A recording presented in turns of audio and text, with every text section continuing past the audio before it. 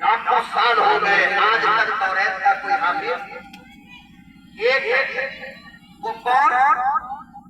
حضرت موسیٰ علیہ السلام، نہ اس کے بعد آج تک کوئی حافظ بنا۔ انجیل کا حافظ دنیا میں صرف ایک ہے اور وہ ہے حضرت عیسیٰ علیہ السلام۔ کوئی بھی دنیا کا عیسائی عیسیٰ علیہ السلام کو ماننے والا انجیل کا حافظ نہیں ہوتا۔ کوئی بھی داؤدی فرقے کا ماننے والا حضرت داؤد کا زبور کا حافظ نہیں ہوتا۔ زبور کا حافظ ایک حضرت داؤد، انجیل کا حافظ ایک حضرت عیسیٰ، توریت کا حافظ ایک حضرت موسیٰ۔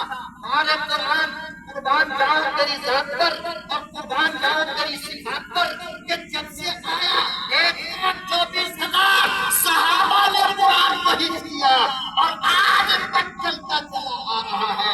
زمانہ کتنا بھی بدل جائے قرآن کا حافظ بدلتا وہ فیکٹری بند نہیں ہو رہا۔ لاک ڈاؤن میں سب فیکٹری بند ہو گیا تھا مولانا، کپڑے کی فیکٹری، جوتے کی فیکٹری، لیدر کی فیکٹری، کمپنی کی فیکٹری، اڈانی کی، امبانی کی، ساری فیکٹری بند ہو گئی۔ قرآن حفظ والی فیکٹری بند نہیں۔ وہ مدرسہ چلتا ہی، وہاں حفظ ہوتا ہی۔ بات سمجھ میں آ رہی نہیں آ رہی؟ بات سمجھ رہے ہیں؟ تو کلام مقدس وہ کتاب ہے کہ جس کے حافظ ہر زمانے میں ہوئے اور ہوتے رہے اور آج تک ہو رہے ہیں۔ زمانہ چاہے جتنا دشمن ہو جائے۔ میرے محترم میرا دل چاہتا تھا کہ بمبئی والوں تمہاری جھولی میں اپنا جگر نکال کر آج چلا جاؤں، مگر بڑی میں انصافی کیا کہ ان کے وقت کی زنجیروں میں بانٹ تھا۔ میں بہت تکلیف میں آپ سے رخصت ہوتا ہوں، صحیح بتا میں پتہ نہیں کیا کیا ارمان لے کر کے شہر بنگلور سے نکلا تھا، وہ میرا رب جانتا ہے، مگر تقدیر میں ایک بات اور سن لو میرے محترم، جو اس جلسے کی روح ہے۔ کیا ہے وہ؟ ایک بات کا آپ کو اندازہ آج ہو گیا کہ قرآن کریم اللہ کا کلام ہے۔ جو کتابیں بکھر کر آئی، جو کتابیں مل کر آئی آ کر بکھر گئی، اور جو قرآن بکھر کر آیا آج تک تو ایسا ملا کہ بکھرنا اس کے مقدر میں نہیں۔ توریت انجیل زبور کی حفاظت اس لیے نہیں ہوئی کہ اللہ نے اس کی حفاظت کی ذمہ داری مخلوق پہ ڈال دیا۔ قرآن اس لیے محفوظ ہے کہ اس کا حافظ خود خالق ہے۔ کون ہے؟ بولو نا بھائی، اللہ۔ اب یہ بات کہ قرآن آیا کیوں، کیا ضرورت تھی قرآن کو آنے کی، اور قرآن میں ہے کیا؟ قرآن میں ہے کیا؟ تو سنو اور غور سے سنو۔ زمانہ، دنیا اور دنیا والے جب انسان کی شکل میں بھیڑیے بن گئے تھے، جب انسان کی شکل میں جانور سے بدتر زندگی گزارنے لگے تھے، پھر ان انسانوں کو انسان بنانے کے لیے رب کا قرآن آیا۔ سنو، قرآن کی آمد سے پہلے عورتیں تھیں، مگر دنیا جانتی ہے کہ ان کا ادب تھا۔ قرآن آنے سے پہلے ماں تھی، مگر ماں کے حقوق کی پاسداری تھی۔ قرآن آنے سے پہلے بیٹیاں تھیں، لیکن کیا زمانے کے اندر محبت بھی تھی۔ قرآن آنے سے پہلے بادشاہ بھی تھے، لیکن کیا ان کی عدالت میں انصاف بھی تھا۔ قرآن آنے سے پہلے تمام کے تمام تھے، مگر ان کے اندر انسانیت نام کی چیز نہیں۔ یہ قرآن آنے سے پہلے سنو، بیٹیوں کو زندہ گاڑا جاتا تھا، یہ تو سب جانتے نہیں جانتے؟ بارہا علماء نے سنایا ہوگا، قرآن آنے سے پہلے بیٹیوں کو زندہ دفن کیا جاتا تھا۔ قرآن کریم آیا تو بیٹیوں کے حقوق بتلائے اور پھر اس کے اوپر قتل لگایا۔ کیا لگایا؟ ایک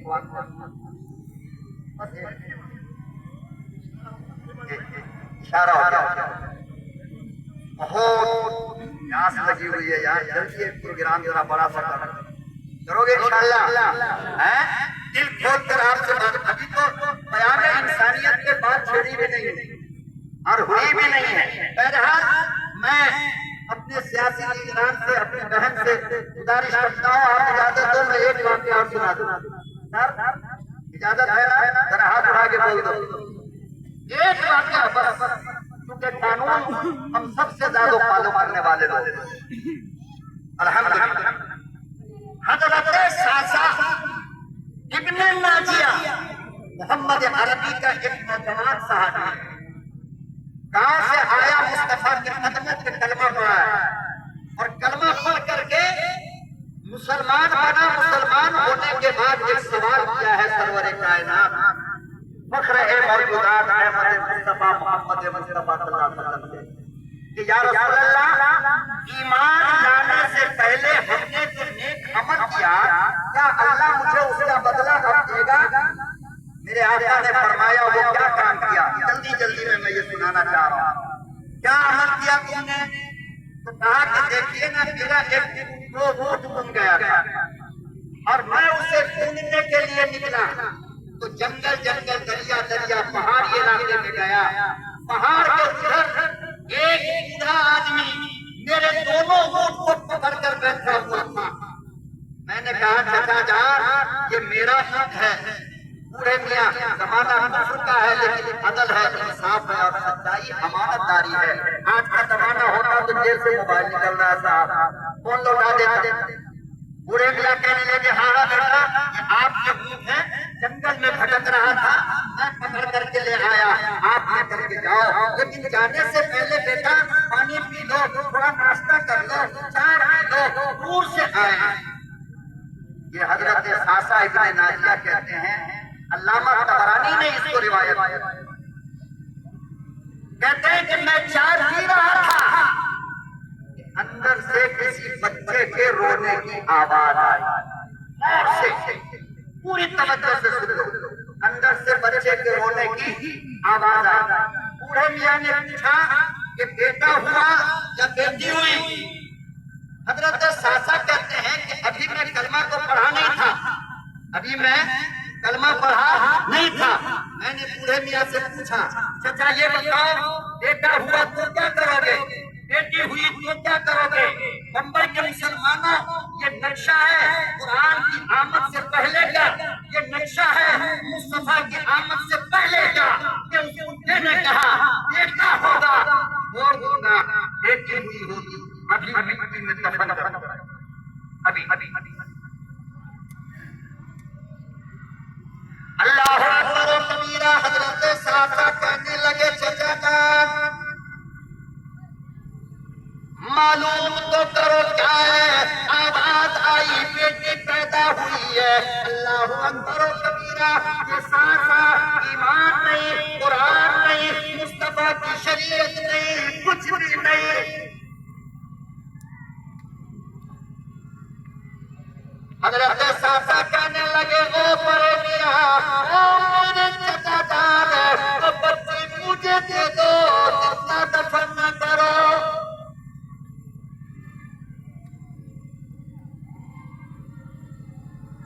ہزاروں لاکھوں کروڑوں کا دہیج لے کر بیٹیوں کو چڑھانے والوں، تمہیں شرم آنا چاہیے۔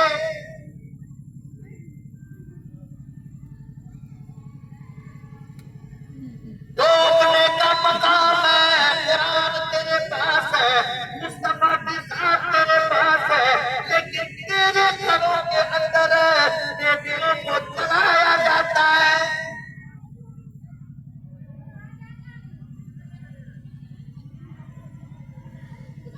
حضرت ساسا کہنے لگے او چچا جان وہ بچی مجھے دے دو۔ بوڑھے میاں کہنے لگے وہ دونوں اونٹ دینا پڑے گا، بلکہ 3 اونٹ دینا پڑے گا، جس پر تو سوار ہو کر آیا وہ بھی میرے حوالے کرنا پڑے گا۔ ساسا کہنے لگے لے لے، بچیاں دے دے۔ 3 اونٹ دیا، بچی کو لائے، اپنے گھر اٹھا کر اپنی ماں سے کہا اس کو دودھ پلاؤ، یہاں تک کہ وہ بچی بڑی ہوئی تو ساسا کہتے ہیں وہ میری داڑھیوں سے کھیلتی تھی، وہ میرے گود میں بیٹھتی تھی تو مجھے شوق ہوا کہ چلو مکے کی گلیوں میں ڈھونڈتے ہیں، شاید کوئی ایسی بیٹی اور ملے۔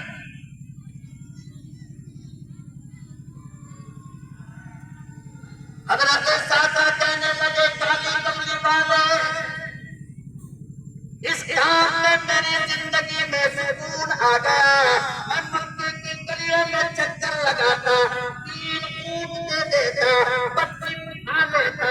کالی کملی والے آج میرے گھر پہ اس طرح کی 360 لڑکیاں ہیں۔ وآخر دعوانا ان الحمدللہ رب العالمین۔